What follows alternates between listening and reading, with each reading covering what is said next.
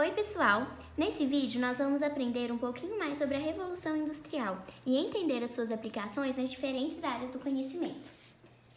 É denominada de Revolução Industrial o conjunto de transformações socioeconômicas e políticas ocorridas na Europa no século XVIII, que alterou o modo de produção europeu e consolidou o capitalismo como sistema hegemônico.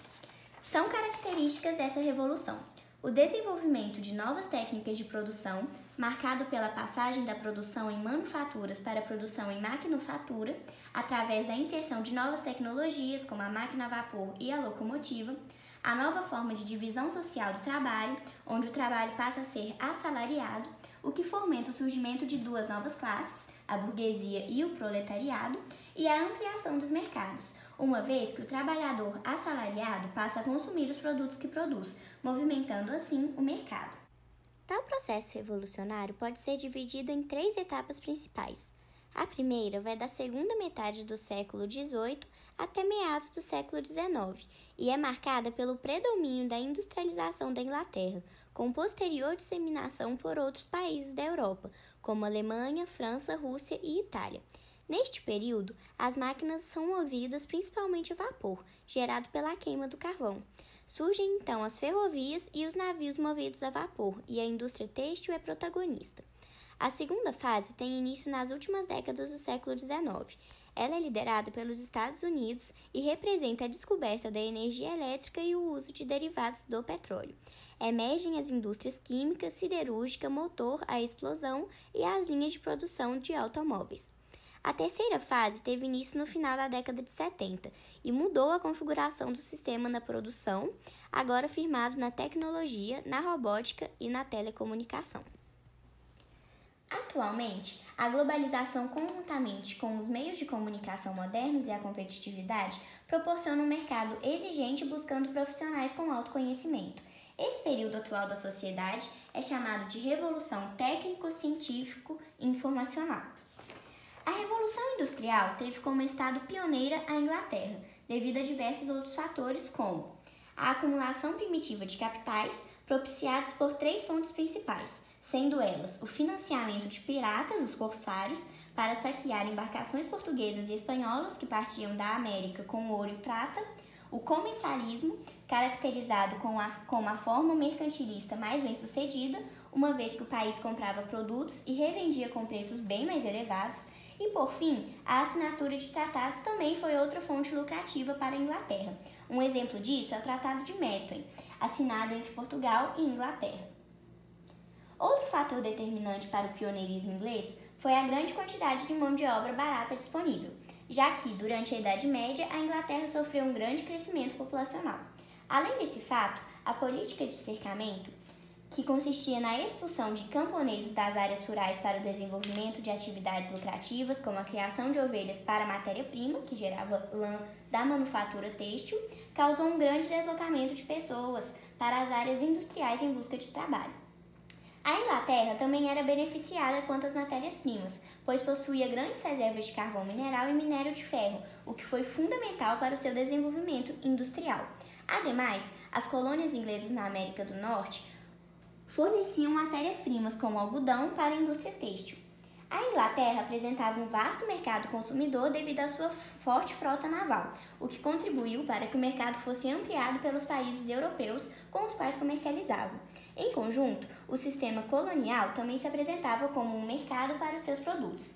E, por fim, a Revolução Gloriosa se portou como um importante marco para as revoluções inglesas, uma vez que consolidou o poder burguês e criou mecanismos políticos necessários para o desenvolvimento industrial, como a legalização dos cercamentos.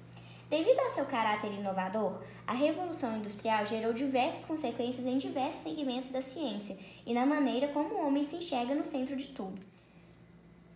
Desse modo, é possível notar efeitos dessa revolução em algumas áreas do conhecimento, como na sociologia, a intitulação do capitalismo como sistema hegemônico ocasionou o surgimento de ideologias que o criticam, como é o caso do anarquismo e do socialismo.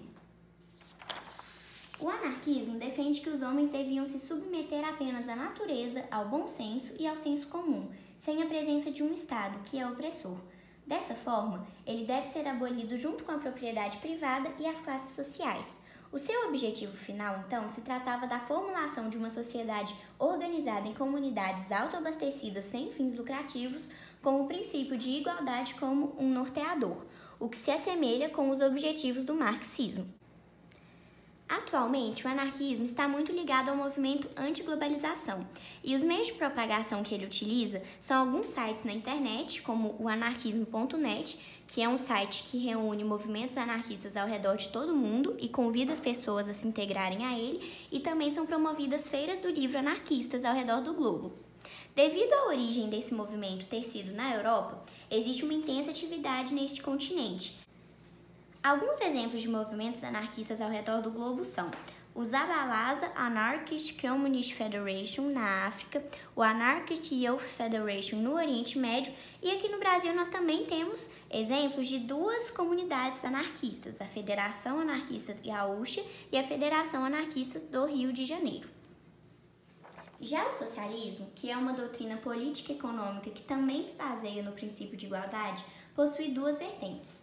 A primeira é o socialismo utópico, que critica os efeitos negativos do capitalismo na sociedade e propõe reformas que melhorariam esse sistema.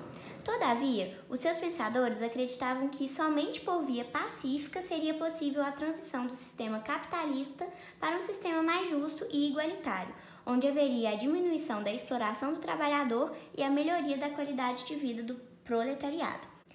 Em contrapartida, o socialismo científico, representado principalmente por Karl Marx, apesar de se unir na crítica ao sistema capitalista, se divergia de seus antecessores por defender que a superação dos problemas capitalistas só seriam possíveis através de uma revolução proletária. Nesse contexto, diversas teorias foram construídas para embasar esses pensamentos, como a teoria da luta de classes, a teoria do materialismo histórico, que prega que toda sociedade é determinada pelo seu modo de produção, a teoria do materialismo dialético, onde Marx explica que, por se assentar na exploração sobre o proletariado, quando o capitalismo atingir o seu auge e, consequentemente, o ápice da exploração, haverá uma revolução proletária que derrubará o sistema e implantará a nova ordem socialista. E, por fim, temos a mais-valia, que é o excedente produzido pelo proletário e apropriado pelo capitalista, ou seja, o proletário recebe menos do que produz. Entretanto, as duas ideologias se diferenciam na forma como esse objetivo deveria ser atingido. Enquanto o marxismo acredita na construção de uma fase de transição denominada socialismo antes de se atingir o comunismo, o anarquismo, contrário ao estado existente no socialismo, exige uma passagem direta. Segundo o site do Parlamento Europeu, o grupo da Aliança Progressista dos Socialistas e Democratas tem forte atuação no cenário político. E outro ponto que é importante nós observarmos é que o único estado que conseguiu fomentar o socialismo foi a União Soviética, porque a China, Cuba e Coreia do Norte, que são outros estados que também se dizem socialistas, não conseguem atingir de fato esse sistema, pois a China é um socialismo de mercado, ou seja, na sua economia ela é capitalista e é apenas socialista na política, e a Cuba e Coreia do Norte são ditaduras, então elas não podem ser consideradas socialistas. Outro efeito encontrado na sociologia pela Revolução Industrial foi a criação da classe operária, que durante a Revolução sofreu uma forte exploração, que ia desde extensas jornadas de trabalho, podendo chegar a até 18 horas por dia, até as mais precárias condições de trabalho, resultando em uma falta de segurança e ambientes insalubres, o que era agravado pelos baixos salários e a ausência de leis que defendessem e garantissem os direitos dos trabalhadores. Dessa maneira, como forma de lutar por melhores condições de trabalho, diversos movimentos operários surgiram, sendo o sindicalismo o mais relevante e o que ainda se mostra presente de forma ativa atualmente. Esse movimento tem como objetivo unir as reivindicações de operários de uma mesma categoria ou de diferentes categorias diante dos seus patrões. O exemplo mais próximo de que nós temos do sindicalismo é o Sindicato dos Professores do Estado de Minas Gerais, o Simprominas. Outro campo que nós podemos analisar é o campo da geografia. A forte industrialização no período da Revolução Industrial ocasionou uma intensa migração de indivíduos do meio rural para o meio urbano, formando núcleos urbanos ao redor das indústrias, o que fomentou na formulação do termo urbanização conhecido atualmente. Este processo gerou altos índices de violência e de prostituição, que são os problemas atuais dos centros urbanos. Segundo o site da Agência Europeia do Ambiente, cerca de 75% da população da União Europeia escolheu viver em zonas urbanas e, segundo o IBGE, mais de 80% da população brasileira está inserida em meios urbanos. Na biologia, o desenvolvimento da indústria química levou a uma maior utilização de vacinas e remédios, o que causou uma melhora na qualidade de vida dos indivíduos e, consequentemente, o aumento da média de vida da população, através da erradicação de algumas doenças, como, por exemplo, a erradicação da varíola no mundo, no ano de 1970, a erradicação da poliomielite na América, em 1994, a erradicação do sarampo no Brasil no ano de 2000, apesar do sarampo ainda fazer várias vítimas no continente africano. E uma curiosidade que é interessante nós sabermos é que o Brasil é o maior exportador de vacinas contra a febre amarela no mundo, segundo a Fundação Oswaldo Cruz. Portanto, a Revolução Industrial não foi apenas um evento histórico, ela foi um marco para a humanidade, que desencadeou uma série de progressos em vários campos, que nos levaram até os dias de hoje.